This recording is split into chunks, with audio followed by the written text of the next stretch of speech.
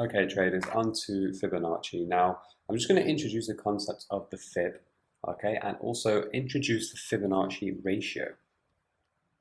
So, basically what I've done is I've just pulled up a few websites. This is one of those on Google, and I'm just going to introduce the Fibonacci ratio. So many people out there, they will understand a little about Fibonacci and how it works in the market, but they don't really know the true gist of where the actual Fibonacci sequence is derived from. So the Fibonacci sequence, as you can see here on the first page, on page 115 of Fibonacci, I have put one or two paragraphs in here just to briefly give a short description of what exactly Fibonacci is, where it's derived from, and that it's not something that's completely driven and derived from the market in itself. So the Fibonacci sequence, as you can see here, okay, is 0, 1, 1, 2, 3, 5, 8, 13. And all we have to do to get the next number is add 2 together. So 1 add 1 is 2, 1 add 2 is 3, 3 add 2 is 5, and so forth. So 18 add 13, we're looking at 21. So it's a number sequence which is infinite in nature. Now, there's various elements of the Fibonacci tool, which I'm going to go into in a moment on the charts, and we use a tool called the Fibonacci retracement. So let me just go back to the website. So the Fibonacci sequence is found everywhere in nature. It's quite an astonishing piece of information, actually. Many people call it the blueprint of the universe, or God, so to speak, as a metaphorical term. And as you can see, this shell here, so we're starting at 0 point. 1 add 1 is 2, 2 add 1 is 3, 3 add 2 is 5, and as you can see, it spirals out in this fashion with a number sequence, okay? So it's infinite. It's an infinite spiral that continues and continues and continues. And we can see this in various parts of nature. So obviously we have the shell, we have this thunderstorm going on here, okay? We have the nature and the sequence shown and the spiral form, like a number 9 in this galaxy picture here. Here is the Fibonacci, okay? This is the guy who founded it. He didn't create it, he just founded it. You can go and search Leonardo. It's actually in the book here, Leonardo Pisano. You can do your own research on this, but it's really, really deep information that will allow you to appreciate as to why the actual number sequence works in the market, and the number sequence that we use in the market to spot out trades and get an overall direction. So everything is actually connected, whether people like to believe it or not, in the universe. No one is separated. So common is a Fibonacci sequence. Got cell division. Okay, there's loads of stuff going on. So this is just one website, but you can go through and find it for yourself. How broccoli, for instance, you've got some aloe vera over here, pine cones, flowers, whatever this is, millipede. And as you can see, everything is spiraled in nature. Even from the fetus at birth, it spirals out in the womb. So nothing is by accident in this reality that we are now living, and it's just very interesting information for people to go and research in themselves to actually understand the Fibonacci sequence and the golden ratio in general, because not many traders or people who are learning the market actually really understand and understand what Fibonacci really is, and how vital it is, not just in the market, but it can take you on a whole new direction in actually discovering yourself, your inner self, and actually nature as well. So this is just one of the websites. All I did here was type in Fibonacci in nature, and it brought up this site. So that's that. So let me just close that down. Now, currently, I've got this Fibonacci on the chart, and in the AstroFX book as well, I've laid it out quite well, to be honest, with some bullish and bearish examples. And for those guys who may have been in the market for a while and they have just took the AstroFX course, or the people from the non-UK and the overseas students may have known about Fibonacci and may have read about it online and so on, but The Fibonacci ratios that we use in the Fibonacci tool, which I'm going to go through in the whole of the section and give examples. And there's going to be some trade setups at the end of the online course as well, where you can actually see Fibonacci in play on a realistic and real-time level. Okay, so that's the sequence. What else is important is this number here. Okay, this number here, which derives from this number here. So 1.618. Now, 1.618, 161.8 or 61.8, these are key Fibonacci ratios that we're going to be using on the chart. So here, 61.8 there, and we also have this one here as well. Put it at 61, but it is actually 161.8%. I'll get into that shortly. So going back to, the book.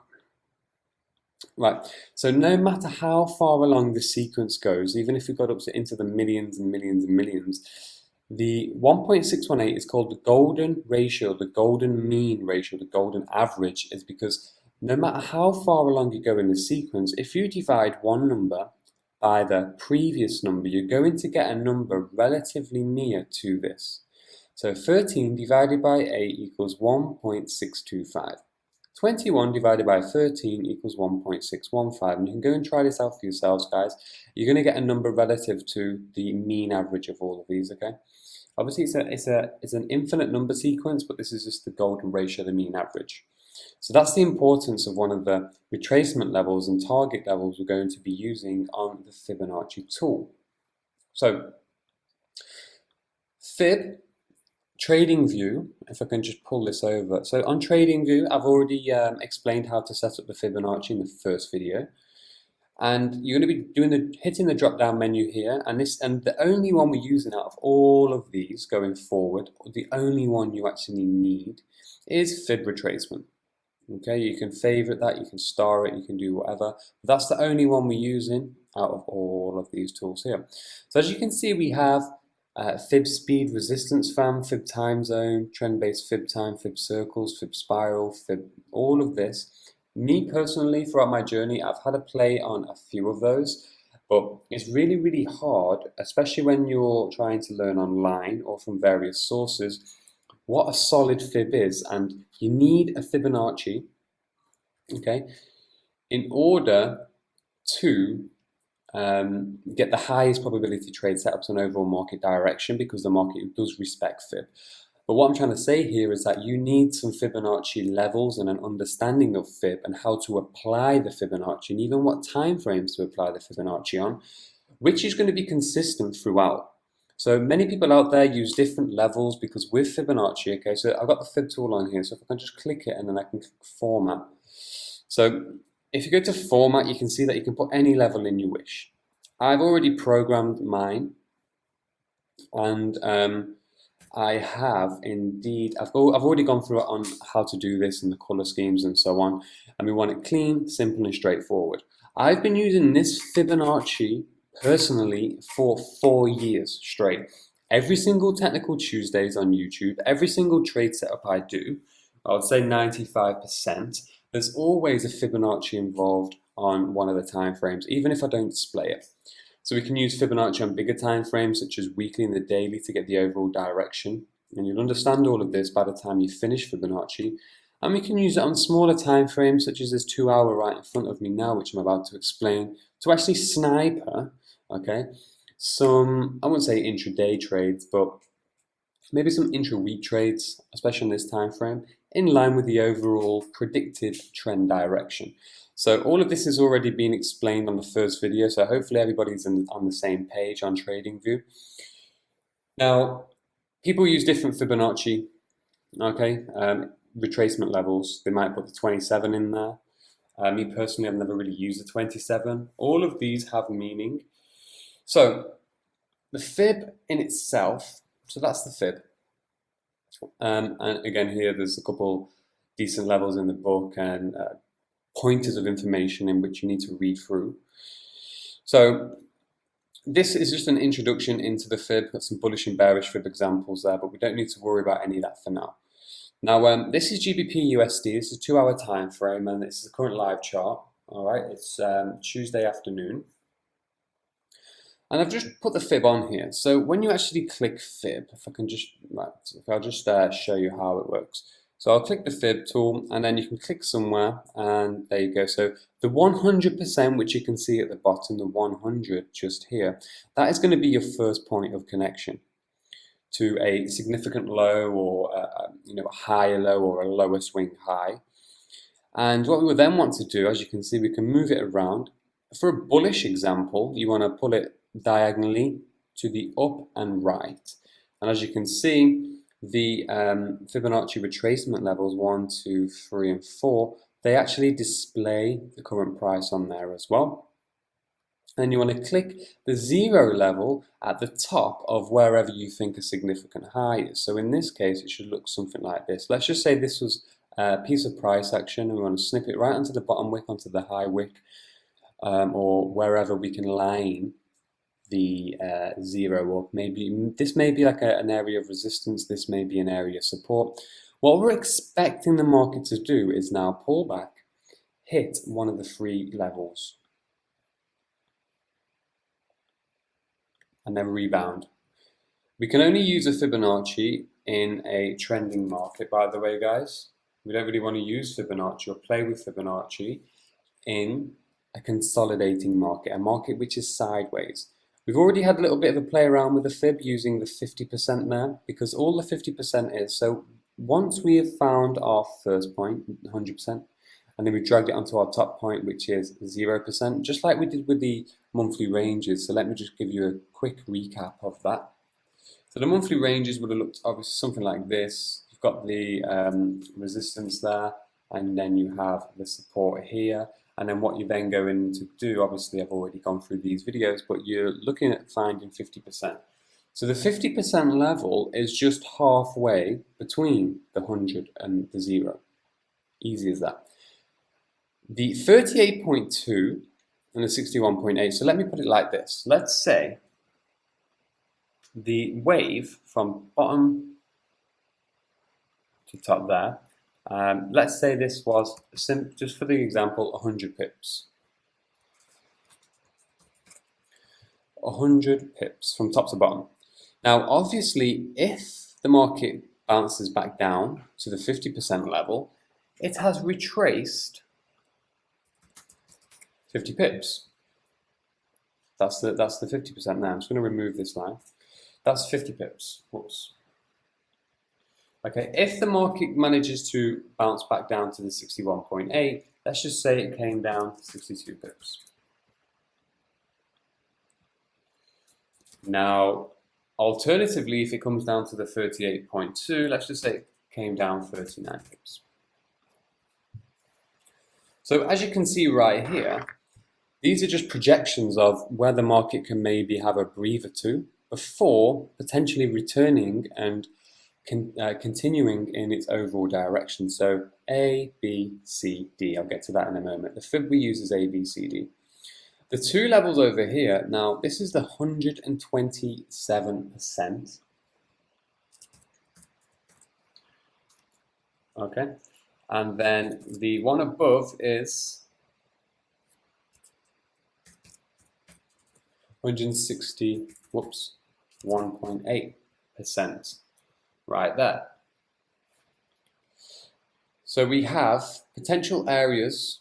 We use this for another purpose. We can use this for our stop loss placement, like 10 pips behind here or 15 pips behind here. I'll get to that later on, so don't worry about that right now.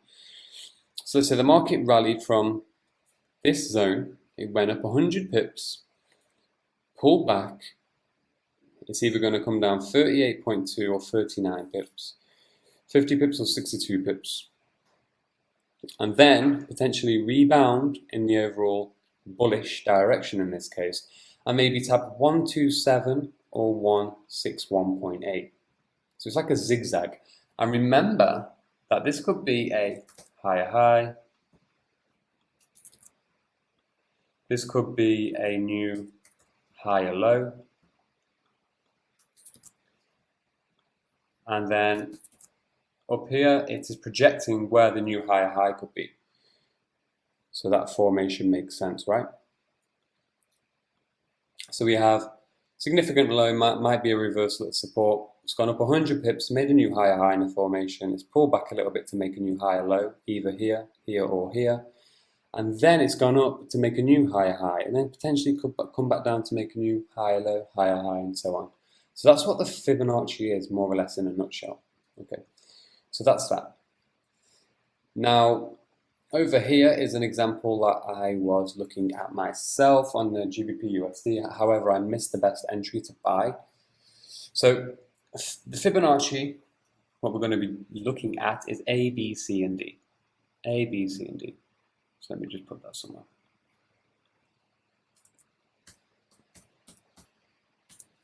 A, B, C, D, which is a zigzag formation. People use various Fibonacci's, I've already mentioned. They use different levels. They can use different levels up here, and they could maybe sell when we're actually getting out the trade and so forth. Different charting patterns that they use, that's completely up to them. This is the Astro FX way, and we've used this for, as I say, 4 years now, this Fibonacci. Right, people do know a little bit about Fibonacci here and there, but it's really understanding how to place it, which we're going to get to soon, but I just want to cover the basics so everyone's on the same page. So we have the Fib A, which is a significant low, which could be a reversal formation, a candlestick formation at a level of support. The market has then rallied up, and then for this example, I've used this point as my significant high, so I've got A and B. This is probably an A, B, C, D as well, but I'm using this bigger example just to give people clarity. And then you can see the C retracement, this is at the 50%, so it's going to be one of 3. So as you can see here, if I just zoom right in there, look at the accuracy on how the market has held above the 50% retracement. Right there. 1, 2, 3, and then boom, it's continued to the upside. So this is a 50% retracement example.